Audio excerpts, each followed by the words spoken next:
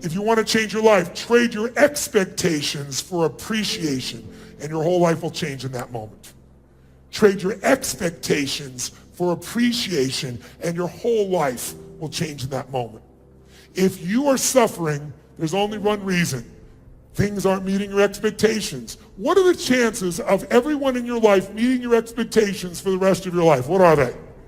What are your expectations that God or the universe will meet your expectations every moment? See, I'd like you. Are you married, sir? Is she here? Oh, she's with your twins. How beautiful. Congratulations.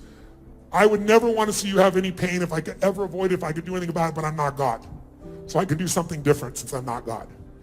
I can get you to consider something that if you did it would give you freedom.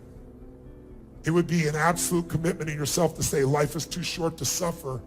God has given me this creation, and I'm going to love every moment. I'm going to find ecstasy every moment of my children, even when they do crazy shit, even when they're rugrats. I'm going to have fun with my wife even when she doesn't seem to be listening to me or my husband isn't. I'm going to do it even if she left me. I can't control her leaving you, but I can control one thing. You can make the decision that you are going to find beauty in everything in life, and you're going to learn from everything in life, and that is the only way you'll be out of suffering. Otherwise, it won't matter how much money you make, it won't matter how many people love you, it doesn't matter how many great kids you have. Are there going to be disasters and challenges for all of us, yes or no? Yes or no? All of us, I don't care how rich you are financially, I don't care how smart you are, I don't know if you have an IQ of a genius, I don't care if you've got the biggest company in the world. Every person in the room is going to experience extreme stress in your future. Everyone here will have something, a robbery, a house that burns down, an earthquake, somebody that cheats you, somebody steals money from you, somebody you totally trusted and then they screw you over, somebody that betrays you. Aren't you glad you came to this positive seminar? See, you thought it was Mr. Positive Thinking. You were so wrong. See, I'm a realist. I don't believe, I'm not stupid. I don't think that everybody, I know that most people are not fit and healthy. Most people around the world do not have a relationship where they're totally passionate. Most people do not love their work. True or false? But a few do. I'm interested in the few who do versus the many who talk. I'm interested in the few that live the beautiful states versus the masses that suffer. And I also know that anyone can end that suffering in a moment if you make the decision that says, I have decided from this day forward, I'm going to find beauty in everything by being in a beautiful state. And that means if you start to suffer, by the way, you're going to suffer. We all do. Because this brain is 2 million years old, and it's going to keep acting. It's going to keep looking what's wrong. But the difference is when it comes in, if you've made the decision, you'll start to suffer. And I created for myself a 90-second rule. I got 90 seconds, get this shit out of me. In those 90 seconds, I figure out what it is, and I know how to stop suffering. I'm suffering because I'm having an expectation that's not being met. And while I think it's life and death, it's just my preference. It's my preference that you guys had more energy than we started. It's my preference that you'd have a great time. It's my preference that my kids would do everything I want them to do. It's my preference that all my employees across all these companies will do all the right things every day. God will laugh at your preferences. And what I found is I have my preferences, which are wonderful, but I'm still going to live in a beautiful state because life is precious. Hey, what if you were God? And you come down and you talk to one of your creations and you say, how's it doing down here? How's it going down here on earth? What do you think? And the person that you're talking to that you created goes, well, God, I mean, you could have done a better job. I mean, come on. Why'd you make it so freaking foggy here in San Francisco? I couldn't land my plane the other day. And why wouldn't you go planes that could cut through the fog? I mean, you're God. And why did you make all these irritating people?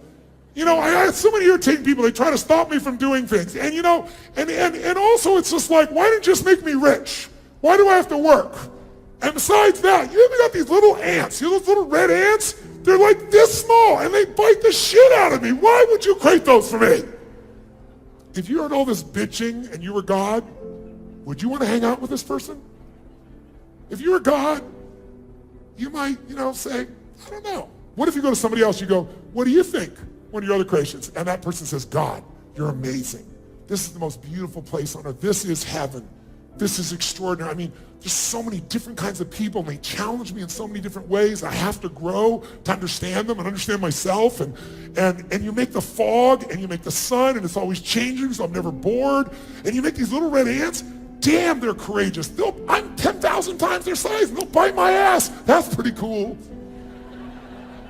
Who would you want to spend time with? The first person or the second one if you were God? Which one? So if you're not experiencing God, perhaps you're bitching too much. Perhaps it's not God, perhaps it's you and you're whining and you're suffering. So I want to finish with this. Jot it down if you want to stop suffering. First, you got to know how you suffer and recognize and be honest. Second, you can't tolerate. We all get what we tolerate. So you have to make the decision. I'm going to be in a beautiful state the rest of my life. Doesn't have to be happy. It could be determined. It could be curious. It could be committed. It could be energized. It could be grateful. It could be loving. It could be happy. It could be any of these. But I am going to be that every day because I'm capable. And I've shown you early you are, because how fast can you change your state, my friends? How fast? Come on, guys, how fast? If you stop using your mind and you use your body and your heart, your spirit, that's what will put you there. The mind won't keep you there. It might get you there for when things go your way, your mind will feel happy. But what happens when they don't? I was talking to a man the other day, and he was telling me all about his company, and he lost the company, built it up, and it was $1 billion company. And then, the venture capitalist guys voted him out of his own company. I said, welcome to Steve Jobs' world. And then he told me this new company he's creating, but he doesn't want to put it in, so he's afraid of getting hurt again. I said, you lost that company for a reason. Perhaps it's so you can build this company, which is going to save people's health. What if you and I, we stop the suffering by having one new belief? Here's what I believe in my soul. Life is always happening for us, never to us. We think it's happening to us because of our minds, but it's all happening for us, even the pain, even the disappointment, even the problems. If my mother had been the mother I'd wanted, I would not be here today. I would not be. If my father had not left, I would not feed 1 billion people, much less 100 million, much less 1,000. Maybe life isn't always about getting your preferences. Maybe life is about you becoming more. And when you do, you feel more alive and you have more to give, and that's the purpose of life. Because when we're giving, we're outside of ourselves. There's no suffering when we're giving. In fact, when you're most happy and excited about something, what's the first thing you want to do? How many of you, the minute something great happens, you want to share it with somebody you love? Raise your hand if that's what you want to do. Say, I. Why? Because when you share it, there's only so much you can feel inside. Even if it's sex or rock and roll, love, drugs, whatever you think is going to make float your boat, money. You only feel so much. But when you share it, it multiplies. So here's the antidote to suffering. Identify your favorite flavor. Make the decision that says, I will not suffer. I'm going to live in a beautiful state no matter. What if it rains on your parade? What if your best friend screws you over? What if somebody yells at you? What if you get humiliated? What if you go broke? What if you lose your job? Could you still be happy, yes or no? Are there people who have lost arms, legs, been blinded, lost their family, and they're still loving and happy and beautiful, yes or no? And they aren't just Mother Teresa. They're not just Nelson Mandela. They're any human being that decides to live where it's not about themselves. Sisters, I love you so much. The reason I want to support you, the reason you made those prayers that I decided I was going to fulfill those for you is because you don't just feed people. You love people, people that no one else, people have forgotten. And you're there every day and you ask for nothing. If you turn yourself and train yourself to do it. And by the way, I did this 1.5 years ago. And to give you an idea, what happened was I felt the most joy I've ever felt in my life, and then I had 3 incidences. And you understand how I entered the room. I've been on stage for 39 years, working with 50 million people. I give my all every day. This is easy. This is 3 hours. My average seminar is 50 hours. My stress here is 3 hours, because I don't like to talk. I like to go deep, as you might gather. And I like to condition it where we get up and do things, and there's only so much time. And those 50 hours, I go full tilt. And I've been doing that for 39 years, and I clap like a crazy man. I jump much more intensely in here because I'm toning it down for you guys because you think I'm crazy when I first come in, especially where you guys started with your energy. I look like a maniac. But what I found in that time is doing that, hammering like that, it damaged the nerves in my arms, and so all of a sudden I couldn't sleep on my side, which I've done my whole life. No big deal. I'll sleep on my back. It's painful. Who cares? I manage pain. Every great athlete does that. Every good person does that. But then my wife is freaking out saying, honey, you're choking, you're not breathing. And I was exhausted, and I went in and did a sleep study and found I had sleep apnea. But it was extreme. In 17 minutes, I stopped breathing 18 times. That doesn't make for very much rest. That doesn't make for health.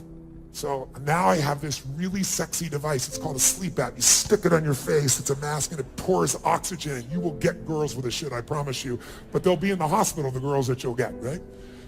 And so I'm like, I can't believe this. I'm breathing through this breather now because of these nerves. And then I'm kind of crazy. I'm snowboarding and I rip 3 rotator cuffs. Not a problem, it's painful. I'll get it worked, but then the pain won't go away and the pain becomes nerve pain that's shooting so bad. I know how to deal with pain, but on a 0 to 10, 9.9. And it's so severe I can't sleep. I'm in so much pain and I don't want to do surgery. And the surgeon says, well, it's in your spine. He comes in and tells me it's not just your rotator cuffs. You have something called spinal stenosis where it's tightening around your spine and crushing the nerves. And there really isn't a solution. We can do surgery, but it's no guarantee and there's side effects. And the guy, by the way, first tells me, oh, I've been in your business mastery program. I'm making $1.2 million more a year. And I went this other pro. He's telling me you changed my life. And he goes, now I got to tell you, I'm your doctor. I'm going to show you something. Your life is over. That was his bedside manner. I had not trained him, obviously, in these communication tools. And he told me, I can't snowboard. I can't play racquetball, squash. I can't jump around. I can't do this stuff. But I don't accept that. I was told I had a tumor in my brain when I was 32. It's still there. And I'm fine. I didn't treat it. I'm fine. It gave me massive growth. I was 5'1" in high school. I'm 6'7". I tell people the difference is personal growth. I had growth hormone that exploded me up. I still have a tumor, didn't grow, so I didn't accept this diagnosis. I didn't say it wasn't there. I just said I won't accept it. There's nothing to be done.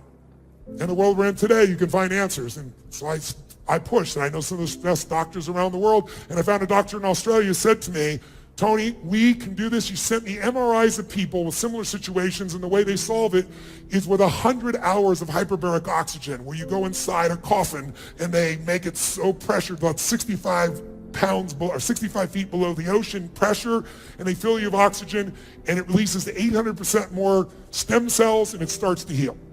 And he says to me, though, before you come all the way to Australia, which is where he is, go do these blood tests so I can see what's happening to your blood, how much inflammation you have, what's going on. And I said, okay. And I went and did it. And when I was there, the guy who was doing the blood said, you want to do a metals test? I said, you mean like mercury? I said, oh, I had my amalgams out 25 years ago. He goes, well, we do lead and we do aluminum. I said, all right, let's do it. And then the doctor calls me 2 weeks later every single day. And I'm busy. So I said, send me the report. He goes, I must speak to you on message. So I call him up and he said, you should be in the hospital right now. I said, what? He said, you have the highest level of mercury we've ever measured here in the United States.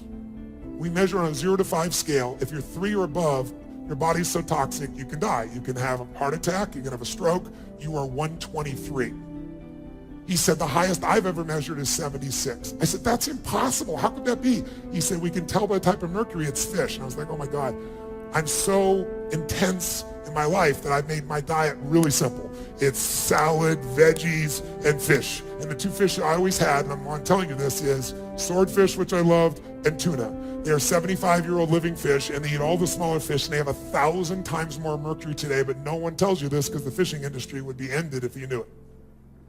So, and 2 other doctors looked at it, and one of the doctors said, how long's he been in the hospital? I just got off stage in a 50-hour seminar, 5-0, over 4 days. And I was like, no wonder I'm exhausted, because it destroys your mitochondria, which creates ATP, which creates energy. I'm thinking, I'm just exhausted because I'm working so hard. And then I was also losing my memory. And then I've always sweat, but sweat like I did when I first ran on stage here. Because if I start running, all of a sudden my body has to work so hard, it's pushing to keep going. I would be dead today if I had not torn my rotator cuffs, if I had not hurt my spine, if I had not been in a position where I'd hurt my arm so bad I can't sleep on my side and had to put a sleep app on. Life is always happening for us, not to us, even when it doesn't look that way. It's our job to find the benefit. And I'm telling you this now for another reason, which is please go get your metals test, because the world we're in today is so toxic that out of 12 of my friends that I told this in the first few weeks, 6 of them all had poisoning. And they thought they were just exhausted or tired or frustrated. Lots of people get diagnosed with dementia. I find myself on stage, it's happened once or twice a year, hopefully you didn't notice, but I can tell you now where I thought, where the hell am I? And I've never had that in my life. I do 50 hours without missing a beat. And it's changing. I don't have a script. I'm looking at you, I'm feeling, I'm responding, but I go like, why am I telling you this story? But all that'll come back when it's gone. I'm down to 18 from 123. It's taken me 9 months to do it. I'm not there yet, but I'm almost there. So if you're watching somewhere else in the world, or you're here, go get a metals test. And if you do, and you've got this in your body, get it out. There's a man named Dr. Shade, who's one of the best metals guys in the world. You can find him on the web. He's made a giant difference for me. And I'm gonna get those things back. But I wouldn't have got them back unless all these horrible things happen. I just give it to you as a metaphor for what you think is your worst day could be your best day. But it requires some faith. Faith that there's a higher purpose in everything that happens in our lives and making ourselves look for it. So I want to finish by showing you how to end suffering in 2 minutes. There are many ways. I don't have any more time. I'm out of time. You've been so gracious. I hope this has been touching for you. I hope it's made you think. Who here has decided in your gut suffering ends here tonight? I'm curious. Not all of you are going to do it. Who really is going to do this? Say I. Then I want to ask you to do two things. I want you to ask you to send me a note, and you can send the note to I'll have my team put it up there. It's an email. They'll throw it up there. I don't know what the name of it is, quite honestly. I would love to hear your commitment and why, and then I'd love to have you copy that to 2 people you respect, 2 people you love, because if you do that, they're going to know why you're going to do this, why you want to live this beautiful state every day, why you'll do it no matter what, even if it doesn't. That ends suffering now at TonyRobbins.com. And I would love to hear your story of what you're going to do. It's why I came by here. I'll be inspired by it, but more importantly, you'll be making a commitment. I'm nobody. But if you commit by telling me and a couple other people that matter, you might also inspire them to consider the possibility. I wish I could go deeper on the subject, but what I want to give you is a tool. Because if you make the decision, then you're going to come up with suffering. How do you end it? By the way, when I say 90-second rule, in the beginning, it should have been a 4-hour rule. Maybe a few years ago, it should have been a 4-week rule. But now, once I've done it over and over again, just like getting in state, it becomes a habit, and now you can do it so easily, and the freedom you'll feel will be amazing. But let's finish by showing you how to do it, and I'll do it with a real experience for you. Stand up. Shake your body out. Before we do anything else, let's crank the energy so we're high level to do this. I want you to face the part and go, I own you! No, I own you! I want you to outdo their energy for 20 seconds, and I want you on a 0 to 10 to go to level 20. So 10 feels like it would be relaxing. Let's clap, and then we'll jump. Ready? 1, 2, 3. Before we leave, let me make 2 announcements, and after this we'll go. We'll do our end suffering. If you'd like to help someone else end suffering, join me. Spend $10. Let me double it. Or 100, let me double it. Whatever good you do, I'll double. Up to 5 million. Feeding America, go to feedingamerica.com. You can do it. Or, how many found tonight to be profound you'd like to continue this kind of feeling? Say, I. If you want to get something that'll support you long term, I have a digital product. It's called the Ultimate Edge. Probably saw it years ago. It's been updated. It's $300. If you want to get it, it's $200. If you do it now, but I'll do it 100% of the profits to another organization that I'd love to make a difference with. And it's an organization that frees people that are trafficked. It's specifically young boys and young girls that are in sexual slavery. And the organization is called Underground Railroad. They're extraordinary. I'll give every penny that you invest in yourself, those $200, do it. It'll take about 18 of you to free 1 child. What would it be like? I've freed 200 in the last 2 weeks. I'd love to free another 100 in partnership with you while you change your life. So if you want to do that, you can go to, show them the text where they can go, flip it up there real fast, take a picture. That would be a good time.